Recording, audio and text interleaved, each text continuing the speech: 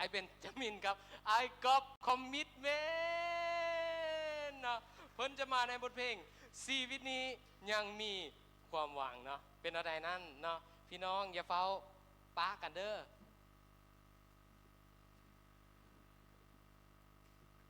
ก่อนอื่นเป็นก็ขอทักทายสบายดีพี่น้องทางในห้องโซนแล้วกับพี่น้องทางบ้านเนาะว่าสิเว้าอีหยังกับโคซกเพิ่นเว้าก่อนแล้วมีแต่ฟังเพลงแล้วเนาะเฮาเนาะเพลงนี้นี่ชื่อว่าชีวิตนี้ยังมีความหวังเป็นเพลงที่ไอ้ก๊อฟเนาะเป็นผู้แต่งเพลงนี้เป็นเพลงที่มีความหมายดีหลายเป็นเพลงที่เตือนจิตใจเฮาว่าชีวิตเฮาเนี่ยเป็นชีวิตที่มีหวังชีวิตเฮาเป็นชีวิตที่มีเป้าหมายของเขาคือการได้ไปอยู่ฟ้าสวรรค์กับพระเยซูเจ้าฉะนั้นการดำเนินชีวิตของเขาในแต่ละมื้อแต่ละวันจึงเป็นการดำเนินชีวิตเพื่อที่เขาสิไปอยู่ฟ้าสวรรค์กับพระเจ้าเอามาฟังเพลงนี้นำกัน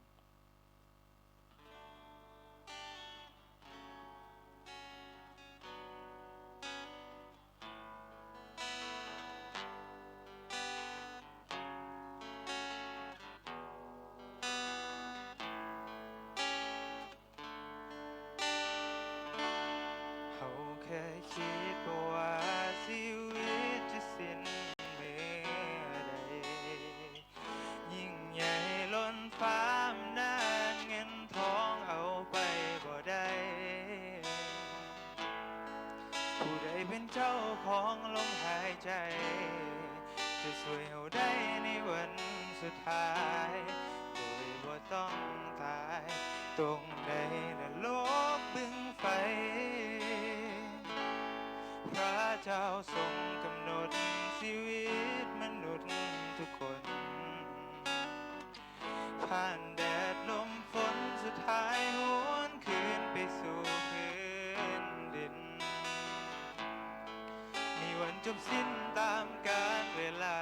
เปรียบดังดอกหญ้าที่เหี่ยวแห้งไปออกเบ่งบานเท่าใดสุดท้ายหมดเหลือความงามปีอยู่ในโลกนี้สำหรับพระองค์แล้วมันเป็นเพียงวันเดียวเท่านั้นว่าชีวิตนี้นั้นสั้นเท่าใดเจอใส่ชีวิตจังได้มันถึงจะมีคุณค่าพระองค์หาเขาจึงได้สละสิว่าเพียไทยเพื่อเฮาจะบ่ได้สายชีวิตอย่างให้จุดหมายจะได้หูว่าชีวิตนี้มีพระเจ้าแสนดีที่บ่ทิ้งเอาไปช่วยเราได้ไปอยู่สวรรค์กับพระองค์นี่แหละ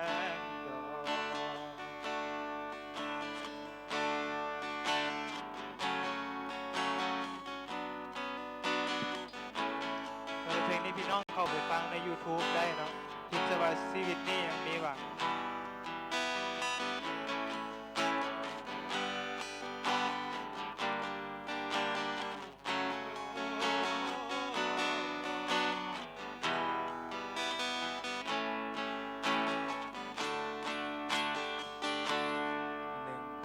ปีอยู่ในโลกนี้